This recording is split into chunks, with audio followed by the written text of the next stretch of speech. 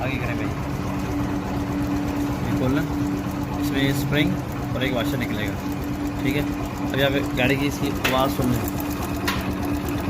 ठीक है, ये ठीक है, आपने ये बारीक पेचकस लेना है।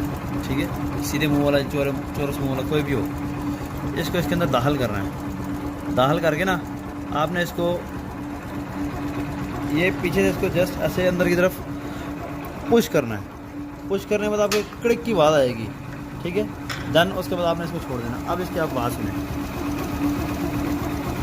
ठीक है, बस। और उसके बाद आपने इसको, ठीक है, उसके बाद आपने इसके ऊपर ये स्प्रिंग लगाना है। ठीक है, स्प्रिंग के बाद इसके ऊपर आपने ये बोल्ट इसके ऊपर लगा दो। ठीक है, और इस तरह आपको जो बंदे कहते हैं ना, आपकी बाइक की टाइमिंग चेन की आवाज़ कर रही है, टाइमिंग चेन आवाज़ कर रही है, ये इस तरह से आपके बाइक की टाइमिंग चेन की आवाज़ बन